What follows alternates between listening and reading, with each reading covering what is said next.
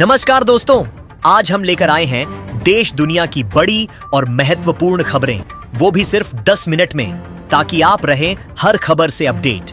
लेकिन उससे पहले अगर आप हमारे चैनल पर नए हैं तो जल्दी से चैनल को सब्सक्राइब कर लीजिए और कमेंट में बताइए आप ये वीडियो कहां से देख रहे हैं। अपने शहर या गांव का नाम जरूर लिखिए।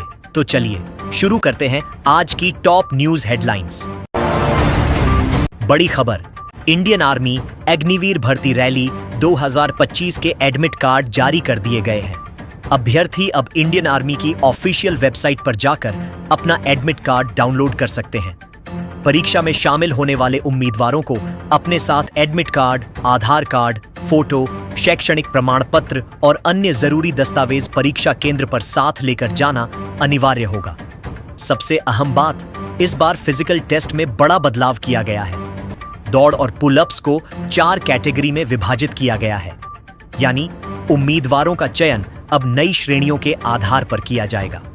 आर्मी की ओर से अपील, सभी अभ्यर्थी अपने दस्तावेजों की जांच पहले से पूरी कर लें और समय पर केंद्र पर पहुंचे।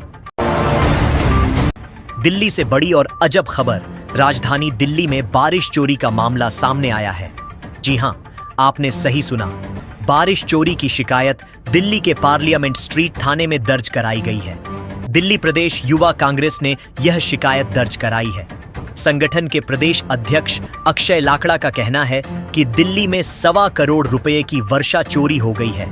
लाकड़ा का आरोप है कि दिल्ली सरकार ने क्लाउड सीडिंग के नाम पर सिर्फ प्रचार किया, लेकिन बारिश कहीं नजर नहीं आई।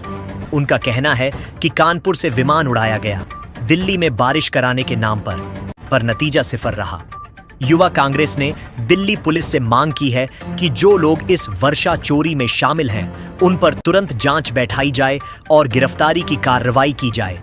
साथ ही उन्होंने मुख्यमंत्री रेखा गुप्ता से अपील की है कि वो दिल्ली वासियों को गुमराह न करें और प्रदूषण से राहत दिलाने के लिए ठोस कदम उठाएं। देश में सनसनी, परमाणु जासूसी का बड़ा पर्दाफाश। भारत की सुरक्षा एजेंसियों ने पाकिस्तान की खुफिया एजेंसी ISI के इशारे पर चल रहे परमाणु जासूसी नेटवर्क का भंडाफोड़ किया है। जानकारी के मुताबिक 2 सगे भाई जो खुद को वैज्ञानिक बता रहे थे, रूस और ईरान को भारत के गोपनीय परमाणु डिजाइन बेच रहे थे। इन दोनों को सुरक्षा एजेंसियों ने गिरफ्तार कर लिया है। जांच में खुलासा हुआ है कि आरोपी लंबे समय से ISI के संपर्क में थे और लगातार संवेदनशील सूचनाएं साझा कर रहे थे। उनके पास से कई गोपनीय दस्तावेज, इलेक्ट्रॉनिक डिवाइस और डिजिटल सबूत भी बरामद किए गए हैं। सूत्रों के मुताबिक एजेंसियां अब यह पता लगाने में जुटी हैं कि क्या इस नेटवर्क में और लोग भी शामिल हैं। माना जा रहा है कि यह हाल के वर्षों में सामने आया सबसे बड़ा जासूसी मामला है, जिसने भारत की सुरक्षा एजेंसियों को अलर्ट कर दिया है। नई दिल्ली से बड़ी खबर, कैंसर, खासकर प्रोस्टेट कैंसर के मरीजों के लिए अब एक नई और बिना दर्द की उम्मीद सामने आई है। आधुनिक तकनीक से अब बिना चीरे, बिना दर्द के कैंसर का इलाज संभव हो रहा है। इस तकनीक का नाम है ब्रेकीथेरेपी। इसे आंतरिक विकिरण उपचार, इंटरनल रेडिएशन थेरेपी भी कहा जाता है। इसमें कैंसरग्रस्त हिस्से को शरीर के भीतर से ही विकिरण दिया जाता है, जिससे दर्द या संक्रमण का खतरा लगभग न के बराबर रहता है। डॉक्टरों के मुताबिक यह सर्जरी जितनी ही प्रभावी है, लेकिन इसमें मरीज को तेजी से राहत मिलती है, अस्पताल में कम समय रहना पड़ता है और खर्च भी काफी कम होता है। अब जानिए यह तकनीक कैसे करती है काम। ब्रेकीथेरेपी 2 तरीकों से की जाती है। एक, हाई डोज रेट HDR। इसमें मशीन द्वारा नियंत्रित रेडियो एक्टिव स्रोत को नीडल के जरिए कुछ मिनटों के लिए कैंसर वाले हिस्से में रखा जाता है, फिर हटा लिया जाता है। 2, सीड्स या लो डोज रेट LDR। इसमें सूक्ष्म रेडियो सक्रिय बीज कैंसर ग्रंथि में प्रत्यारोपित किए जाते हैं, जो धीरे धीरे विकिरण छोड़ते हैं और कुछ हफ्तों में कैंसर कोशिकाओं को नष्ट कर देते हैं।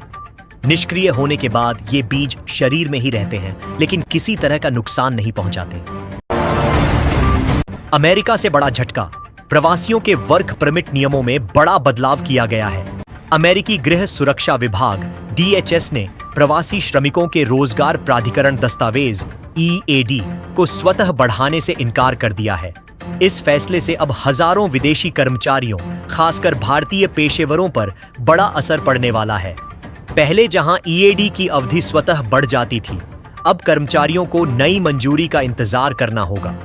विशेषज्ञों का कहना है कि इससे अमेरिका में काम कर रहे भारतीय आईटी प्रोफेशनल्स और टेक सेक्टर के कर्मचारियों की दिक्कतें बढ़ सकती हैं, क्योंकि परमिट नवीनीकरण में पहले से ही लंबा इंतजार करना पड़ता है। सरकार का तर्क, डीएचएस का कहना है कि यह कदम सिस्टम को पारदर्शी और नियंत्रित बनाने के लिए उठाया गया है, लेकिन प्रवासी समुदाय इसे कड़ा और गैर व्यवहारिक निर्णय मान रहा है। अंतर्राष्ट्रीय खबर, अमेरिकी राष्ट्रपति डोनाल्ड ट्रंप और चीन के राष्ट्रपति शी जिनपिंग की मुलाकात दक्षिण कोरिया में हुई है। दोनों नेताओं के बीच यह मुलाकात वैश्विक स्तर पर काफी अहम मानी जा रही है। बैठक के दौरान ट्रंप ने कहा, काफी लंबे समय से मेरे एक मित्र के साथ रहना मेरे लिए बहुत सम्मान की बात है। हालांकि इसी दौरान उन्होंने यह भी जोड़ा कि शी जिनपिंग की कुछ बातें अच्छी नहीं लगती।